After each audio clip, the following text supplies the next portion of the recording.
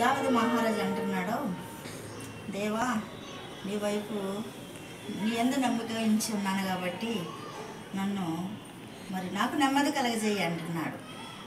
మరి నెమ్మది రావాలంటే మనము దేవుని వైపు చూడాలా, దేవుని నమ్మాలా, దేవుని మాట వినాలా. అదే రీతిగా నేను నా మనసు నీ వైపు వెతుకుతున్నాను, చూస్తున్నాను, నాకు మేలు చేయమంటున్నాడు. మేలు కావాలంటున్నాడు, నెమ్మది కావాలంటున్నాడు. మరి మనకు మేలు నెమ్మది కలగాలంటే దేవుని ప్రార్థించాలా. ప్రార్థిస్తే మన ప్రార్థన ఆయనకి అంగీకారంగా ఉన్నప్పుడు మనము ఆయనకి అంగీకారమైనటువంటి ప్రార్థన చేసినప్పుడు నెమ్మదినిస్తాడు, ఇంకేమిస్తాడు, మేలు కలగజేస్తాడు.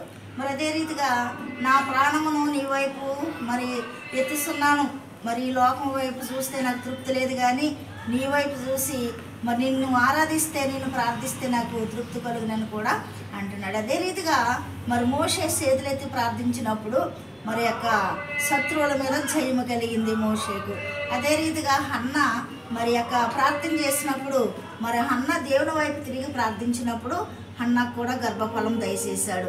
అదే రీతిగా హిజ్కియా కూడా ఆయన వైపు తిరిగి గోడ తట్టు తిరిగి కన్నీటితో ప్రార్థించినప్పుడు హిజ్కియాకు కూడా స్వస్థత ఇచ్చి 15 సంవత్సరాల ఆయుస్సు అనుగ్రహించాడు. అందుకే కొండలో తట్టు కొండలెత్తిస్తున్నాను, సహాయం ఎక్కడి నుండి వచ్చిననగా మనకి ఎక్కడి నుండి వస్తుందండి?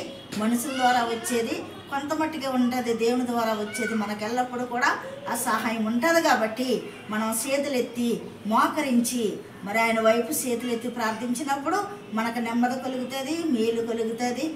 ఇంకా మన కార్యాలన్నీ కూడా సఫలం చేసే దేవుడు, జయమిచ్చే దేవుడు. ఈ వాక్యం దేవుడు దీవించుగాక.